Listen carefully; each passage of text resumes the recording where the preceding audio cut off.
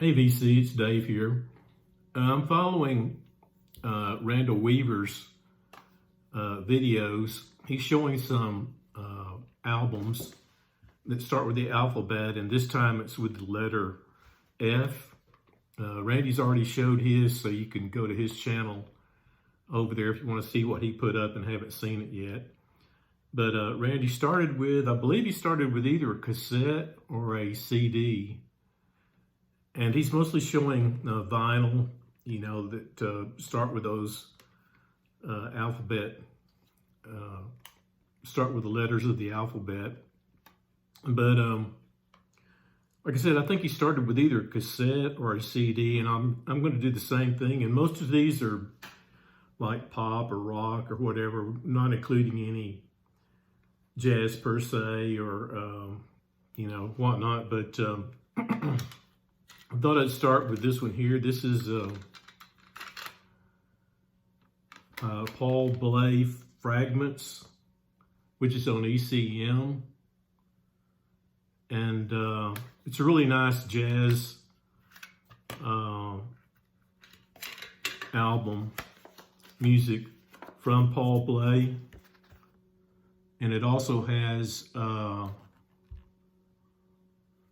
Paul Bley plays piano. It's got John Sermon on piano, on soprano and baritone saxophone and bass clarinet. It's got Bill Frisell, who I like quite a bit, who plays the guitar, and Paul Motion plays the drums. And each one of these guys does some of the songwriting on here. Plus, they have a song on here by Carla Bley. And Annetta Peacock does the very last song on it. But yeah, if you're into sort of atmospheric jazz, this is a pretty good one. I like the cover too.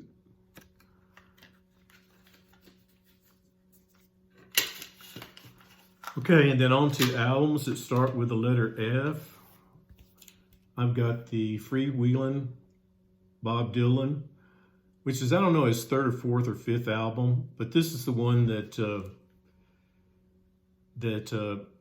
was probably the one that I started liking Bob Dylan with this album.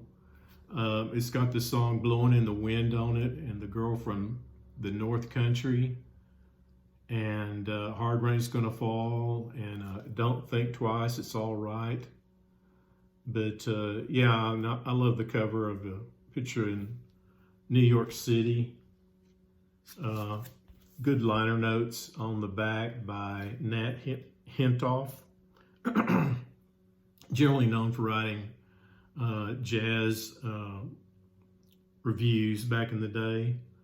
But yeah, Bob Dylan's Freewheelin'.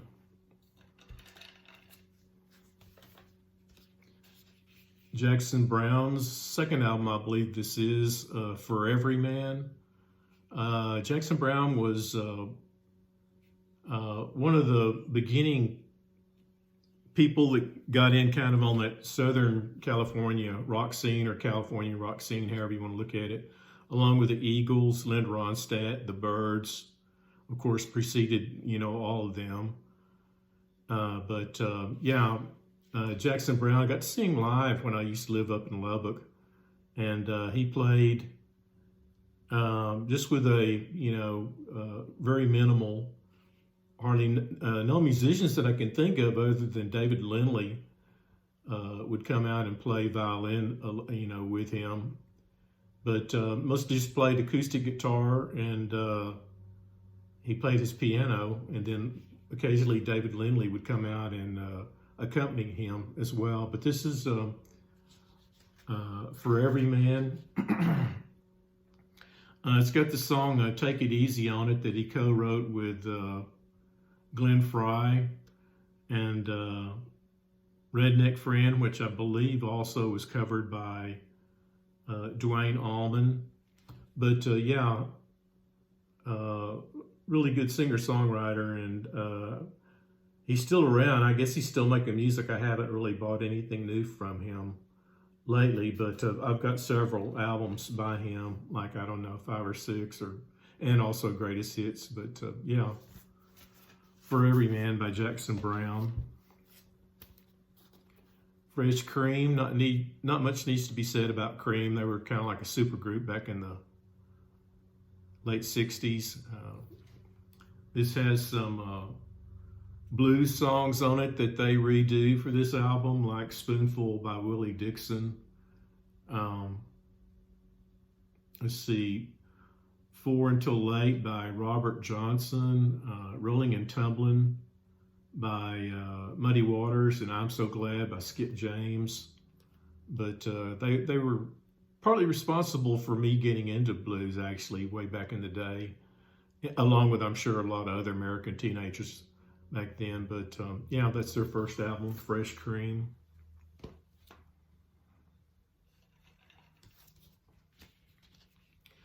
Free, Fire and Water. This was a big album back in the day. This came out in like 1970. Paul Rodgers, before he got into Bad Company, along with Kossoff, I believe is his name, one of the other members in here that played the guitar. But yeah, Fire and Water was a big hit on the radio, and it closes out with All Right Now, which was also a pretty big hit on the radio way back when. And overall, this is, I don't know, it's really a pretty good album for, early rock and roll, or 70s rock and roll. Actually, I always like Free better than Bad Company, for my taste anyway. This is Quicksilver's Messenger Service. This is their Fresh Air album. This was, I think, their 4th or so album, but it was recorded, I believe it was recorded in Hawaii, if I'm not mistaken. And it's got Dino Valenti on it, Gary Duncan, David Freeberg, John Cipollina, Nicky Hopkins plays piano on it, and Greg Elmore plays the drums. But yeah, like I said, it had the hit Fresh Air on it, which I always liked. And I believe it was, I want to say it was recorded live in Hawaii, or maybe they just recorded the album in Hawaii. But yeah, it kind of has an exotic feel to it. To me, I kind of can pick up on that on the songs that they recorded for that. This is Mark Isham's film music. It's film music from 3 different films. Mrs. Soulful, which starred Diana Keaton, and I haven't seen that film. I've always been real curious about it. But it's got The Life and Times of Harvey Milk, which I have seen. It was about a gay politician in San Francisco. And then Never Cry Wolf, which was a documentary about this, I think he's a scientist. It's been a while since I've seen it. That's in I can't remember if he was in Alaska or some other sort of wintry environment, but he was studying the wolves. And it was a real interesting movie. But yeah,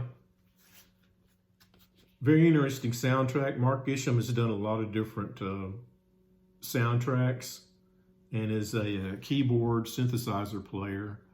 And he has other people on here that help him out too, like Lyle Mays and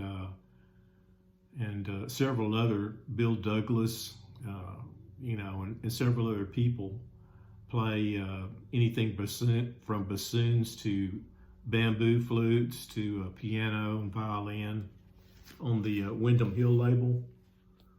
But yeah, really excellent album of film music.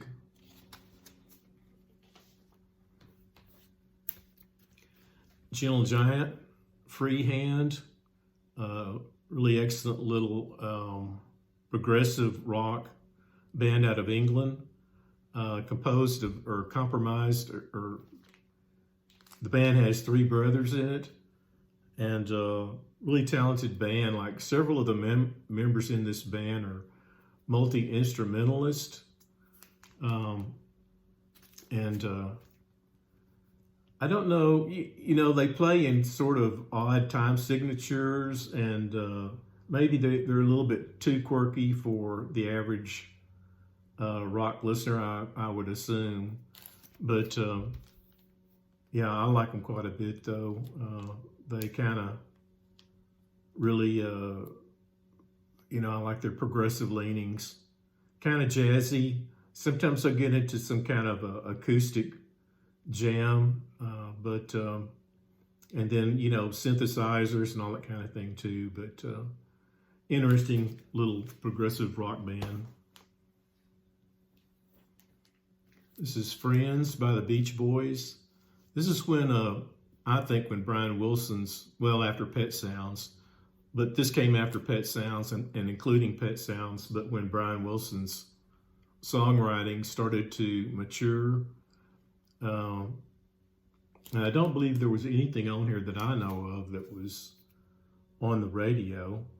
But actually, here the other night on PBS, there was a, on American Masters, there was a new documentary on Brian Wilson, and there's been many. It was called The Long Promised Road, where he and a journalist from Rolling Stone that he's friends with drove around California and that area where he recorded music, and it showed several of the homes that he lived in. And it showed his old home there in California, which it's not there anymore, but they put up a nice monument to the Beach Boys. And then they went out to some of the beaches that they were inspired by, and where they took a picture of, I think, their first album cover. So yeah, if you're into the Beach Boys or Brian Wilson, you know, it's a really neat documentary. It'll probably come on again if you watch PBS, or maybe you can see it online. It was called The Long Promised Road.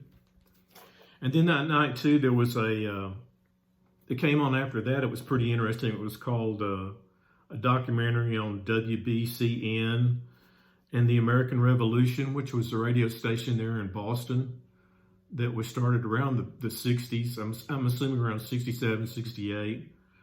But it was one of the first rock stations, I guess, there that was kind of freeform there in Boston. And they talked to several of the disc jockeys that were still alive, and the guy that started all that. But it sounded like a really neat rock and roll station. They pretty much gave those disc jockeys carte blanche on, you know, what they wanted to play. And they played everything from, you know, Frank Zappa to Captain Beefhearts to, you know, snippets of Monty Python to Fireside Theater to Carl Orff and, you know, Beethoven, or, you know, whatever they wanted to play. So, and I thought that was a pretty neat, I think that's a pretty neat concept, and I kind of wish that some college stations would still do that, although I really haven't seen or heard of one. Even the one out of Austin, which I guess would be our most progressive rock station here. Maybe there's some elsewhere, but they play blocks of music, but you don't hear them playing, say, a jazz tune alongside a, you know, a rock and roll tune alongside of a, you know, whatever. But yeah, it was a neat concept. It's just something that's kind of gone, you know, past in history, I guess now. I guess just so much that a thing of the past, I guess. This is Freak Out, the first album by the Mothers of Invention. I spoke a little bit about this album before, but this is Frank Zappa and the Mothers of Invention. I remember buying this album, not this particular album. This is my second copy. The first one I wore out pretty well. It's a 2-record set. And I remember seeing this, you know, Susie Cream Cheese, What's Got Into You. And didn't know, back in the day, I didn't know anything about hardly any of the music I picked up. I mostly bought, well, unless I read something. I did read High Fidelity, and I read Stereo Review and a few other magazines. I wasn't really a constant reader of Rolling Stone, but whenever I could pick it up, I'd read maybe something like that and a few other rock publications. But by and large, I'd say 50% or more of my collection that I bought on the album covers alone. And this one included. I bought this when we were visiting Colorado. My sister lives up in Colorado, and we went up there, and I went in a record store and saw this and thought I should buy it. And yeah, it's a really interesting album. Like I said, it's fairly still avant-garde, and probably is just as avant-garde today as it was when it was released back in '65 or whenever it came out. But yeah, became kind of a Frank Zappa fan with this album. Started buying everything he put out for a long time there. And yeah, it's got some interesting songs on it, like Who Are the Brain Police and Hungry Freaks Daddy. And it's got a little doo-wop on here, like Wowie Zowie. And then just some very strange musical pieces as well. So freak out with Mothers of Invention.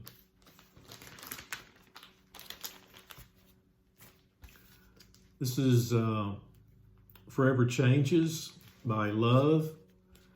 And I remember reading wherever back in the day that this was one of the, top psychedelic albums. And, the critics seemed to really like it. And I'd bought some psychedelic music back then, like the first, I bought the United States of America, that album, and I bought the first Blood, Sweat, and Tears album, which had, some psychedelic music on it, or was tinged that way. And then, I was buying some of this Mothers of Invention stuff. So when I bought this, I was expecting something really wild. And it wasn't that wild. But it's one of those albums that kind of slowly sinks in.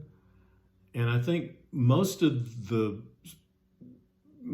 comes from like the lyrics, and then a large part of it comes with the arrangements of the songs.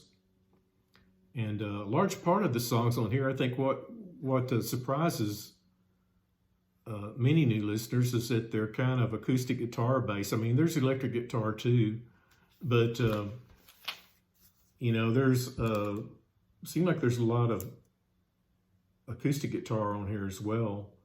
But yeah, it's a really good album. I'd say it's in probably my top 10 psychedelic albums that I'd recommend as well. So this is Love, Forever Changes. And then we have Fire in the Rose. This is by Susan Mazer. And this really isn't a rock album. It's more of a new age album, but I thought I would include it because it's such a good album. It's on the Rising Sun Records label. And Susan Mazer plays a harp. I probably heard this thing on Hearts of Space, probably more than likely. But she plays electric harp, and Dallas Smith plays a Lyricon wind synthesizer and an Indian bamboo flute, a clarinet. There are several percussionists on here, and there's also singing drums and various things like that. But yeah, this is I'd call it a beautiful album, or it's a pretty album, I don't know, but it's really done well, and it's totally recommendable. I've still got the sticker on it from Waterloo Records when I bought it way back in the day. But Yeah. So anyway, those are my 10 albums. If you want to join the thread, feel free to jump on. And so this is the letter F. And I'll try and leave a link to Randy's videos below. So hope everybody's enjoying their summer, finding something good to listen to. I'll talk to you later. Bye.